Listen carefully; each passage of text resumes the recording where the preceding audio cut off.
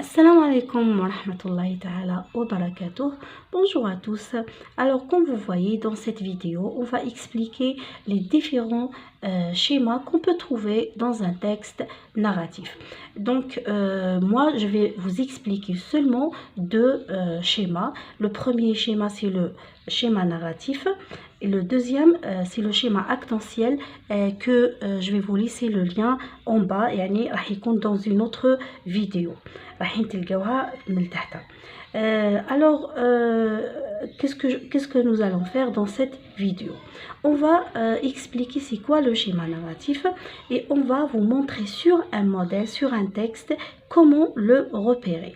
Pour le schéma narratif, il peut être comme question dans un examen ou bien il est vraiment essentiel pour la structure, pour le plan, pour faire le compte rendu, pour faire le résumé, pour comprendre le texte. Vraiment il a une importance très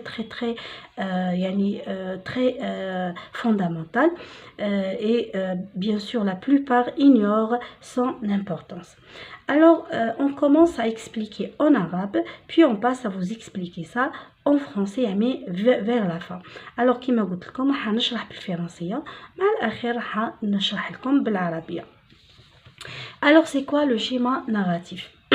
C'est le déroulement des actions que raconte l'auteur dans un récit ou dans une histoire telle que les contes ainsi les romans. Alors le schéma narratif, c'est la structure que prend le texte narratif. Ce sont les étapes par lesquelles passe une histoire. L'histoire passe par plusieurs étapes. On commence par la première étape qu'on appelle l'étape initiale, qu'on peut l'appeler également l'étape spatio-temporelle parce qu'elle décrit l'espace ou bien le lieu, le moment, les personnages qui fabriquent l'histoire ou bien qui produisent l'histoire. Donc dans cette étape, on trouve généralement l'imparfait de l'indicatif, bien sûr, parce qu'on est en train de décrire, de caractériser ces éléments. On passe maintenant à la deuxième étape qu'on appelle le déroulement des événements. Donc le déroulement des événements, c'est une série d'événements déclenchés par un élément perturbateur ou bien qu'on appelle également l'élément déclencheur. Donc, il est le premier événement de l'histoire qui va bouleverser cette stabilité qu'on trouve dans cette étape. Bon, cet élément peut être par exemple un indicateur de lieu, de temps, par exemple tout à coup, un jour, mais un soir. Donc dans cette étape, on utilise le passé simple et général à valeur soudaine. Donc, puis on va voir la péripétie. Donc la péripétie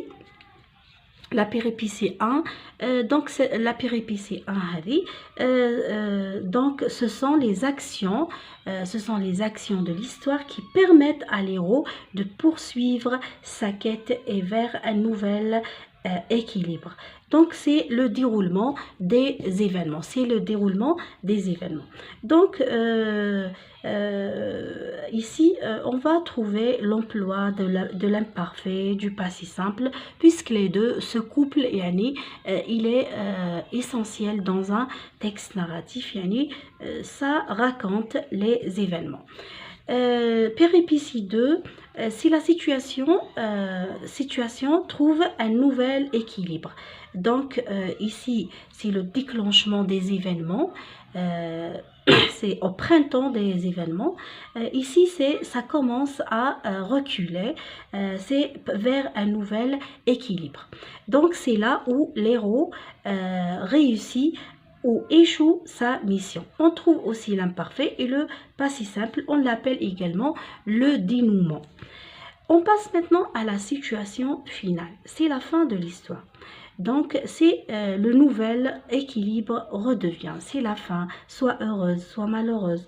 Donc c'est la fin de l'histoire. Là, il n'y a plus d'événements, il n'y a plus d'action. Donc il y a un équilibre. Ou bien c'est le même équilibre de la première étape qui redevient. Donc on passe maintenant à voir un modèle. J'ai essayé d'écrire cette histoire. Donc, il était une fois un enfant de 12 ans aime bien aller sur la mer comme son père qui était un capitaine et maître d'un beau voilier. Arrivé à la poupe, le garçon s'arrêta intrigué pour observer quelque chose qui émergeait. Il raconta à son père qu'il a vu une chose noire qui se montre de temps en temps dans le sillage. Son père choqué, c'est un monstre, c'est un mufle de bison. C'est le cas qui a jeté son dévolu sur toi. Il commanda immédiatement au navire de faire demi-tour au port, fait débarquer son fils et repartit sans lui. Alors, c'est une histoire inspirée de l'histoire de Guy de Maupassant. Alors, c'est comme un résumé de cette histoire. Comment on va repérer la situation initiale? Dans la situation initiale, j'ai dit il y a les personnages, il y a le lieu de l'histoire et il y a le lieu et le moment de déroulement de l'histoire. Alors, qu'est-ce que nous allons faire? Ça, c'est le moment, ça, c'est l'enfant, c'est le personnage principal. Et la mer ou bien le voilier, c'est le lieu de l'histoire. Donc là, il n'y a aucune action, on fait seulement, on caractérise ou bien on parle de ces éléments. Donc là, il était une fois un enfant de 12 ans, aime bien aller sur la mer comme son père qui était un capitaine et maître d'un beau voilier. C'est la première étape. Donc c'est la situation spatio-temporelle ou bien la situation initiale. Arrivé à la poupe, c'est à partir de là que, à partir de cet élément, on voit une série de changements provoqués par, bien sûr, par cet élément. Donc, arrivé à la poupe. Depuis son arrivée à la poupe, le garçon s'arrêta, intrigué pour observer quelque chose qui émergeait. Alors, à partir de là, commence l'histoire. Il raconta à son père... Donc là, arrivé à la poupe, c'est l'élément déclencheur.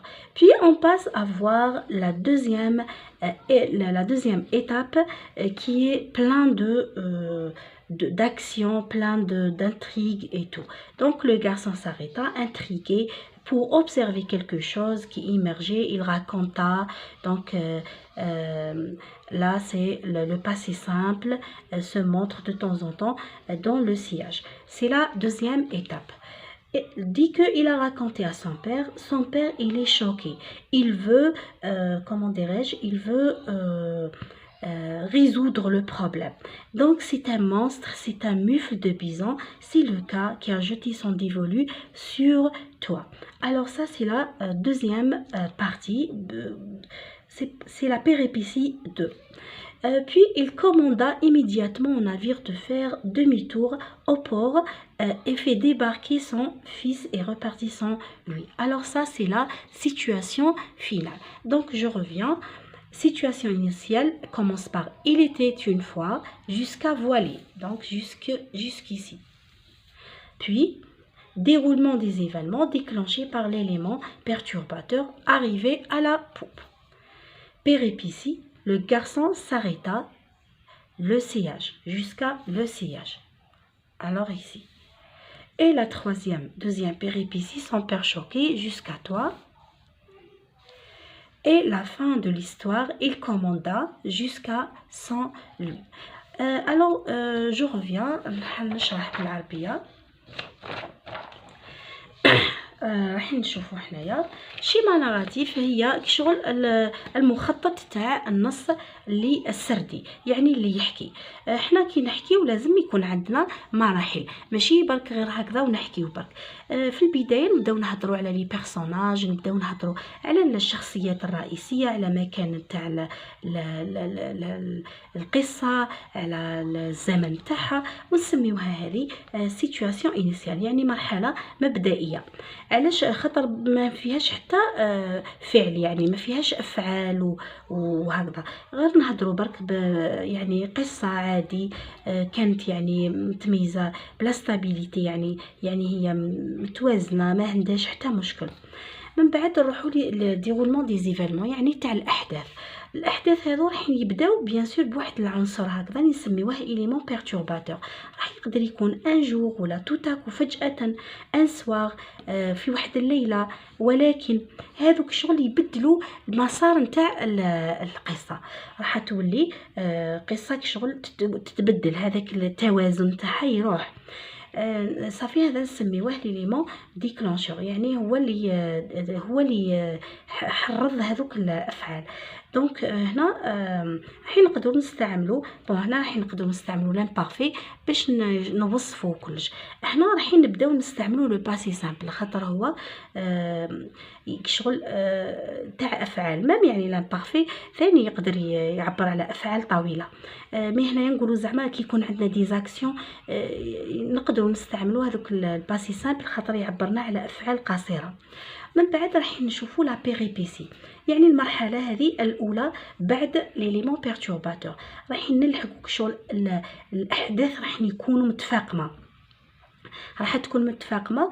نسميو هذه المرحله ثاني لو ديغولمون، راح نستعملوا فيها لامبارفي و لو باسي سامبل، خاطر فيها نقدروا نوصفوا ونقدروا في زوج حوايج. من بعد راح نشوفوا لا بيريبيسي 2. هنا كشغل يبدا الضمور في الاحداث، كشغل راح نحوسوا على الحل، مازلنا ما لحقناش ليه. دونك هذه كشغل نحوسوا على هدوء واحد اخر، ولا راح دونك سي لا او لو هيرو، يعني لو هيرو هو البطل تاع هذه القصه هذا، يعني يا اما يفشل يا اما ينجح. دونك حين نستعملوا لامبارفي اي لو باسي سامبل، نسميوه لو دينومون. وعندنا لا سيتواسيون فينال، هي لا فان تاع نهايه القصه، سواء تكون حزينه ولا تكون سعيده، سا ديبون. دونك راح تشوفوا هنايا في مثال. دونك هنا إلي تيت اون فوا، هنا راهي القصه هذه حكيتها لكم وكامل. هذه المرحله الاولى متميزه بالهدوء والوصف تاع الاخر.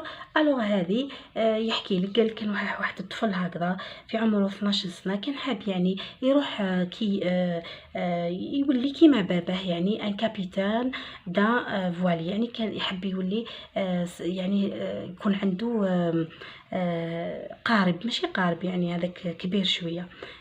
دونك الحق يعني لا بوب هذه جايه في البلاصه عاليه في الباخره، فوالا باخره.